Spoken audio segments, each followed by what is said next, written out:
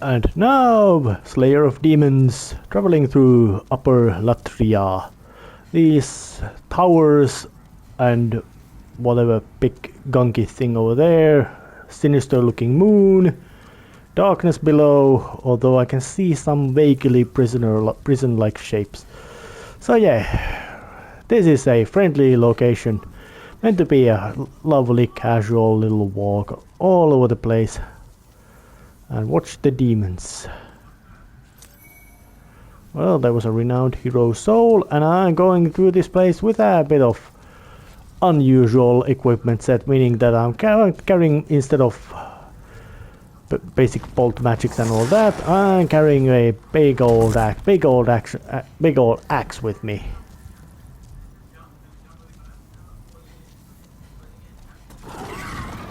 Come on, jump down, demon. Yeah, gargoyles around here. 4 swipes with a big axe. Takes them out quite nicely. And there's another one lurking over there, just high above. Hello. So is that gargoyle language owed to hello? If it was, well, I don't think it would have been particularly friendly. Because, well, those things do attack me. But then again, I am not here particularly friendly. And all these fleshy, ropey tentacle thingies have to be cleared out so I can go up there. Did some recon work about this stage.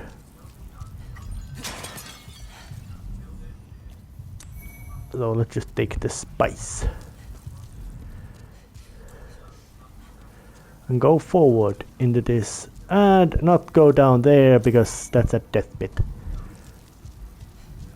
And actually, if I remember right, actually my route I must take actually go. Well, I'm using the word actually a lot. Actually, I am not actually using actually a lot. But then again, if man admits his own hypocrisy, he is less hypocritical than the one who doesn't, or just brushes it off. And I was going the wrong direction, even though that those fleshy tendrils up there make it so that I can't get forward from there. So I must go forward. Oh yeah, and gargoyles, because of their wings.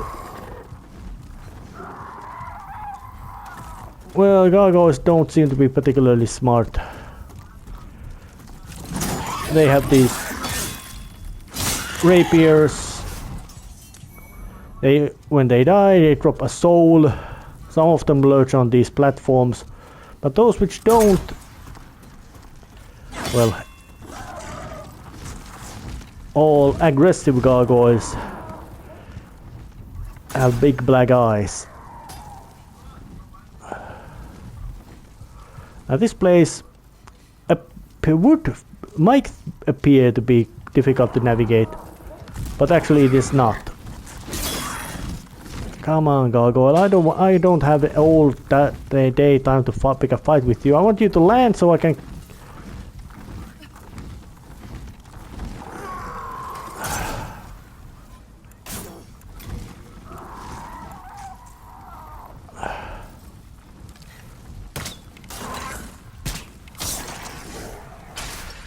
Yeah, I really don't like the idea of having to suffer a big bunch of gargoyles around me. I'd rather have them be around me so I can then go and do my fighting dance with them or against them. Unknown warrior soul, and there's one. Actually, there's 2 of them.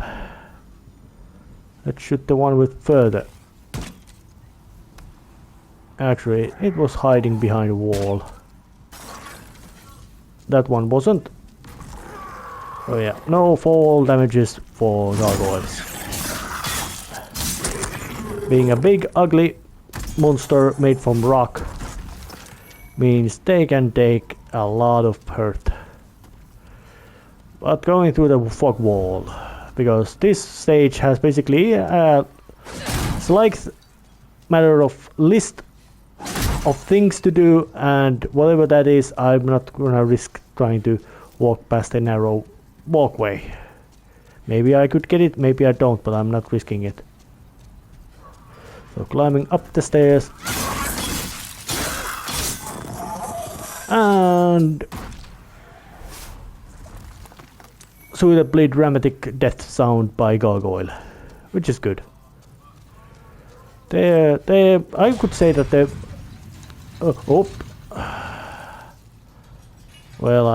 falling would not have been fatal, but it would have been inconvenience. That lift takes me up, which I will do.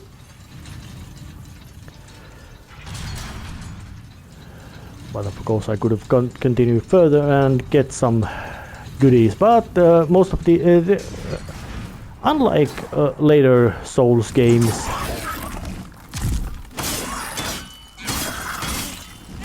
Demon's Souls has quite much of a thing that the initial equipment is will actually serve you very long. Very long into the game. There is no really big, extra powerful equipment end game that you need, except of course spells and all that kind of things. But yeah, even with all this fancy modern technology, they still can't make animations work really proper. But murdering those guys served a purpose. For some reason they kept this chain up, which is now broken, and the heart is now dangling just from one chain. So let's just see what would happen what would be up here. Nothing. But if I remember right, world tendency, that very badly explained mechanic would make that path open. But this game did have some sort of weird mechanics that would be discarded in later Souls games. But of course, because this is the remake, they would be keeping them. Oh, that was close. Almost fell to my death from deliberate fall. And there are all kinds of stones pieces around here. Messages. Get me out of here. Beware of knights ahead.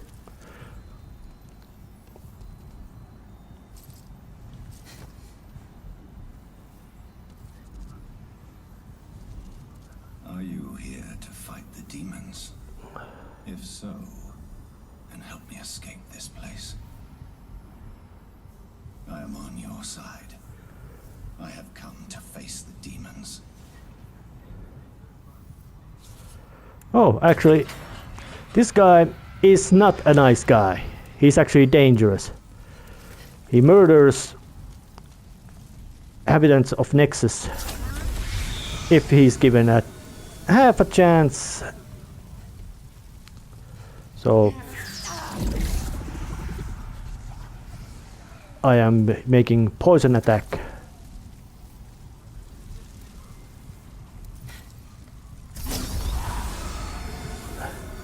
Poison and plague attack. With attempt to kill him slow.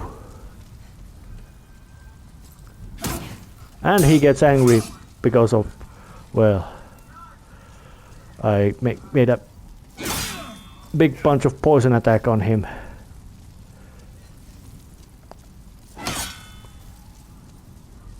But those time-based attacks should take him out. Oh yeah, and his name is Yurt, Silent Chief.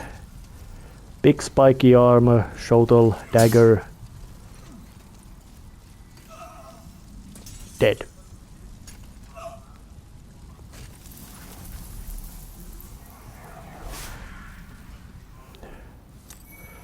And I took his armor. Gloom set. It's quite intimidating. Quite protective as well, but not that needed. Because in this one, big heavy armor sets reduce the growth of your stamina as well. Not only just your regular, not only just rolling, but also your stamina recovery. Meaning that wearing a big heavy armor means that the Slayer of Demons, or Jenna the Herald in this case, will lumber around like a tank. And which is quite wrong, because modern day tanks tend to be can be quite fast. And another toxic swamp, but this one is not toxic and I can roll in it. So it just looks nasty, but gameplay wise isn't. Those things, oh those they look, oh, even in the original one they were very unpleasant looking.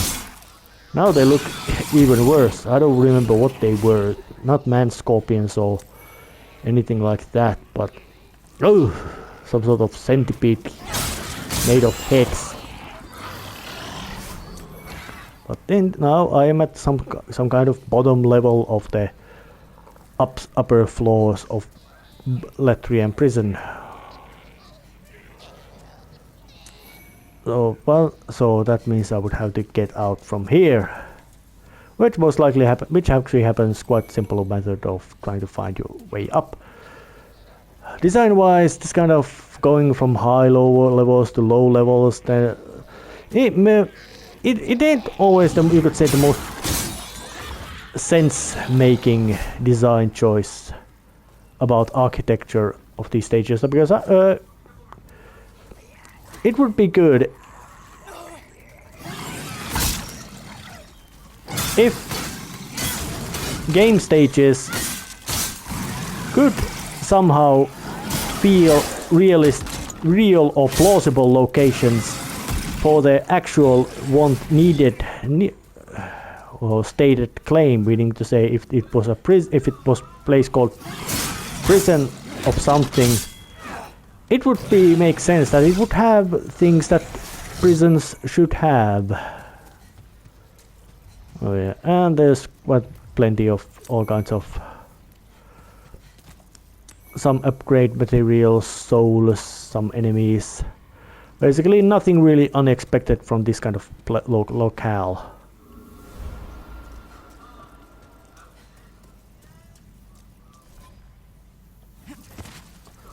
Well, let's bring out the crescent sword.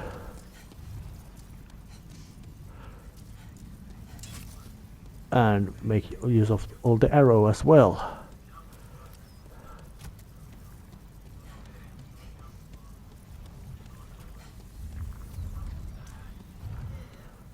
I do say that this location does benefit a lot from the improved graphical muscle. Yep. Say hello to the red phantom tentacle face monsters. If the regular ones were bad, well, this one's just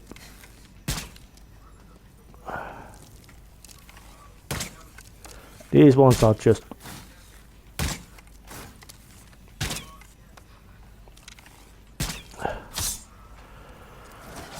but luckily they are quite stupid, so they can be taken out quite well with arrows. Lots of enemies in this games they can arrow use in this game, or using arrows, projectile weapons, archery in this game is actually quite efficient. Oh, that one got a sucker punch on me.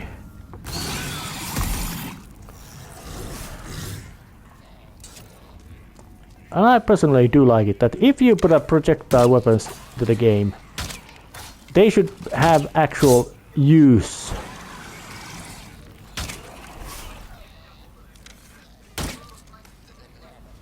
And corpses apparently can block your arrows. It's a nice little realistic touch, but not necessarily that good touch for gameplay. But, well, no matter, no biggie.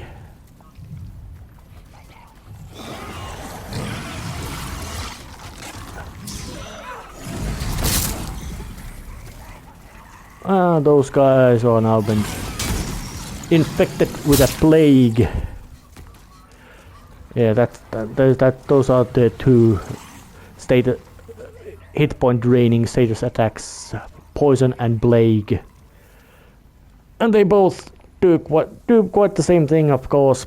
Plague does it better because, well, it's the plague.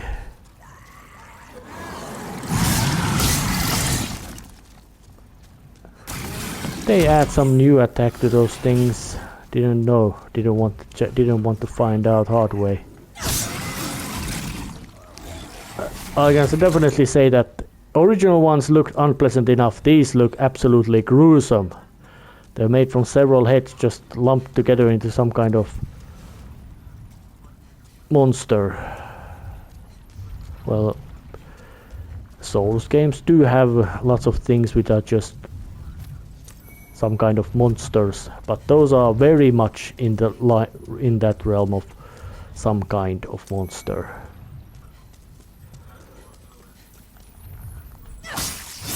Very little sense why they would be here, what they would be here. But, well, they just are. And there's a gargoyle over there.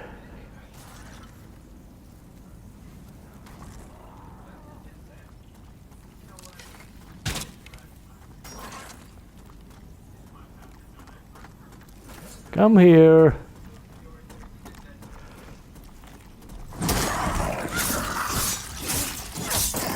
Come here and you're gonna get a big whooping.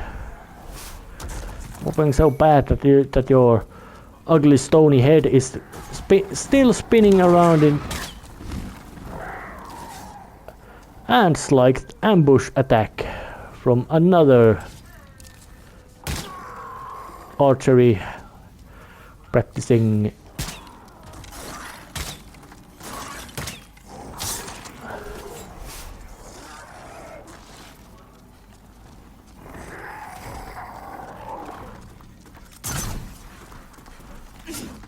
Oh yeah, and archery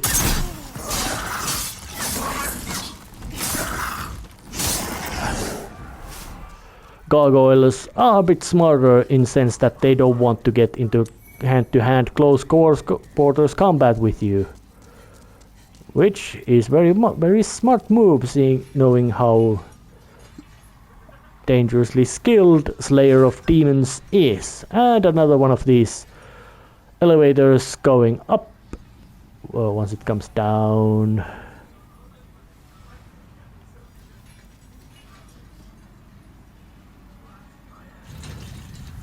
And quite easily can be guessed that there will be chain and dudes holding it up with their prayers or chantings or whatever they are. They are gameplay wise they would be just, well, set piece. They're just a set piece. Even though what they are in gameplay, game lore sense, it doesn't make sense. Maybe their job is to keep some sort of demon alive with their spells or chantings. Hard to say, but no chanters means chain broken, means 2 chains broken.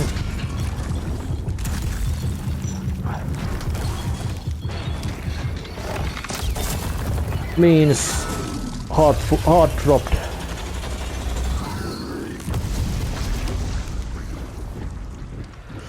Meaning path opened.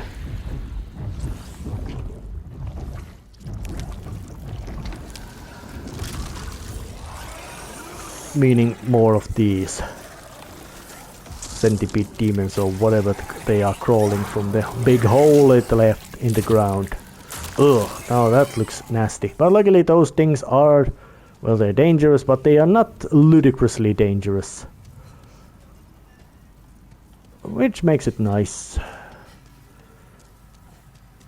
And, interestingly enough, the whole level has looped back to the beginning. Which I find to be actually good level design, so there's no need for me to run back. I can just keep going again.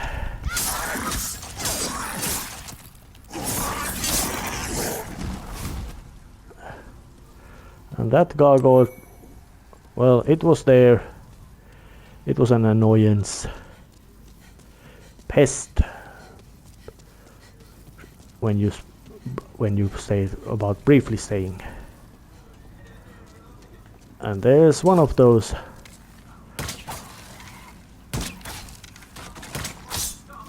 Goddamn mongrels now. It's a real shame that I can't.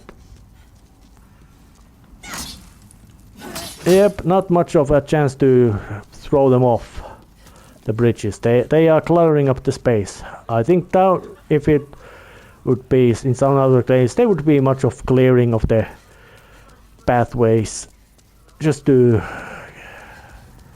make some more.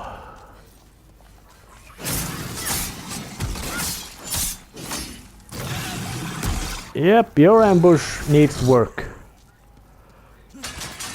Lots of work.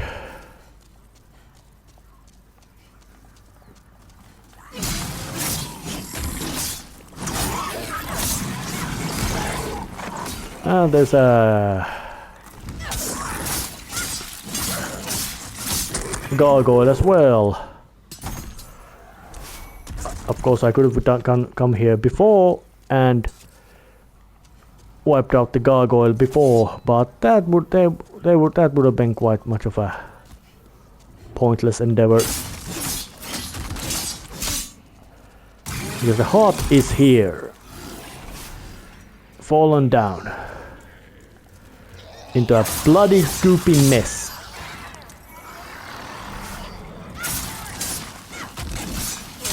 And there's plenty of handy loot, including very famous and needed Ring of Avarice, which gives 20% boost to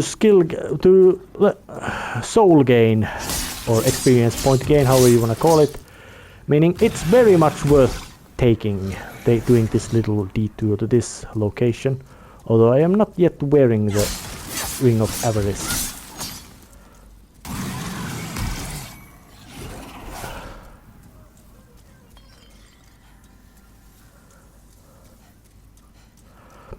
It is much better idea to wield or wear Ring of Avarice when there is actually something really valuable, or when you are doing the soul grinding, which, knowing the level of difficulty of these games and the fact that higher soul levels means better stat, meaning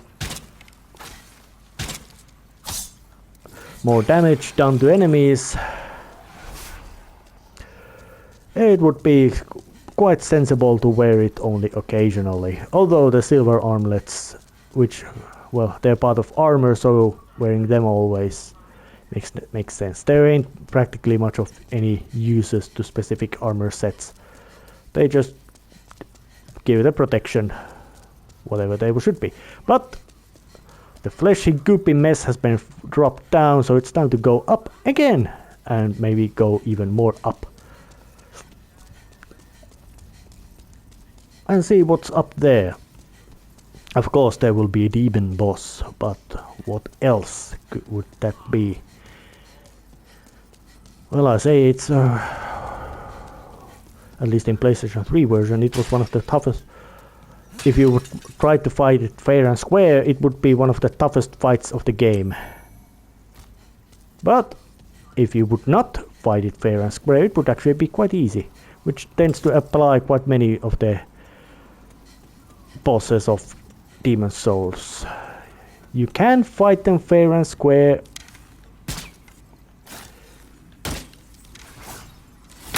and then you will suffer a lot from being way too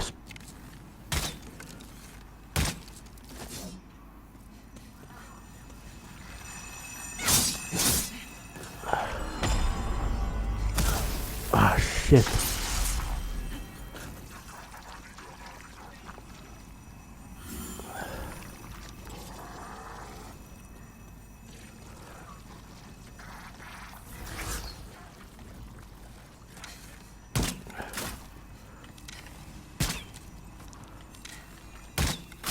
Those things do have a lot of magic tolerance, so you really don't want a big fight with them with a weapon that does lots of magic damage, which is the Crescent Falchions. Little downside, because many of the more dangerous enemies of the game have lots of magic resistance, including there's a reason why generally most difficult boss of the game is that, well, huge amount of magic resistance or defense. Meaning that the most commonly powerful method of doing attack damage isn't so useful. But this path would lead to a boss fight. Fire.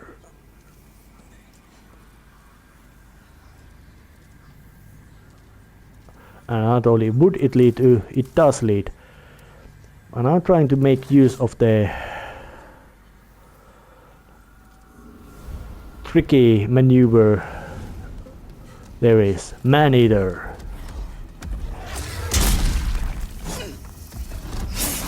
It's a big, ugly, scary demon. Loves to do lightning fast tackles and all that kind of nonsense. But that's not the worst part. Even though it has lots of worse parts. I can...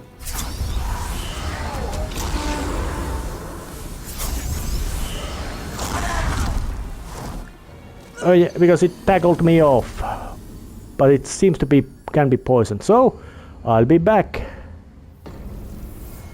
Trying to set up the trick. There was a trick. No, it isn't.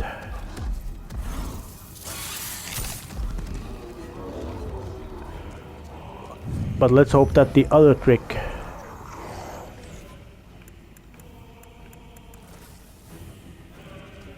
still is valid.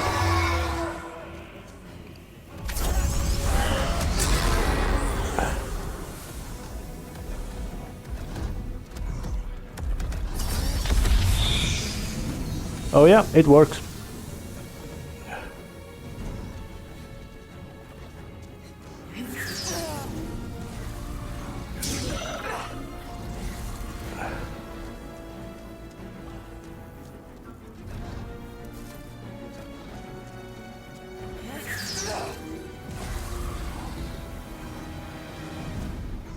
I am trying to poison and put a plague on them at the same time as well, but plague, I don't know, is it not working or are they just immune to it? Even if plague doesn't work, poison will still do the trick, just slower.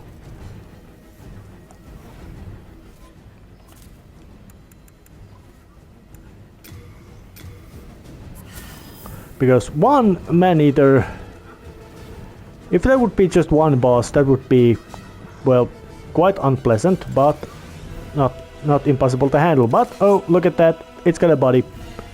And so this boss is not man-eater, it's man-eaters. Two of them. And apparently one of them got way too impatient.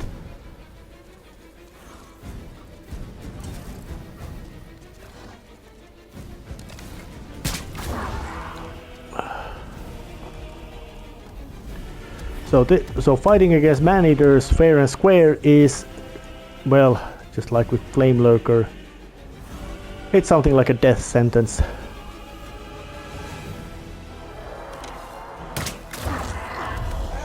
But fighting against it not fair and square,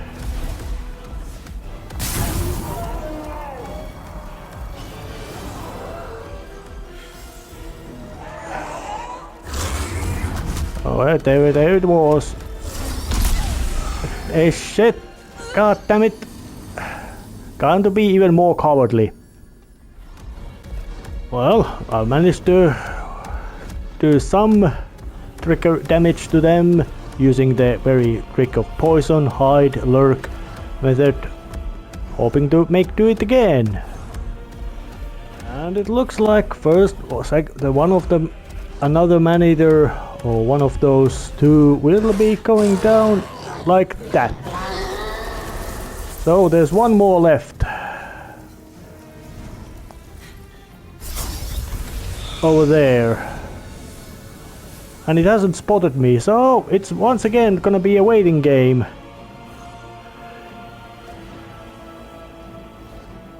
Yep, I am not gonna pick any fair fight with that thing, seeing how dangerous they are. Or better say, they are dangerous quite, but the environment makes them very dangerous. So it'll be just waiting until it'll keel over and die. Because playing fair in Demon Souls is an invitation to frustration and screaming. And like that, another man-eater goes down. With using everything but fair fight. Well, two flying monsters which have lots of shoving attacks in a bridge with no railings of practically any kind, so taking a fair fight, there's a word calling for that, going to a fair fight in that case, and that word is a complete moron. Or I don't know what would be the term, but it ain't very polite. Oh, well, let's just pick up these. Whatever he had, and this is also got the name of the last location. Oh, some souls. And the last location is quite aptly named Ivory Tower, because, well, there's some sort of monk in here, and it would mean something like when somebody's in the Ivory Tower means they're studying and learning. So, but ending this episode right here. Next time going somewhere else. See ya.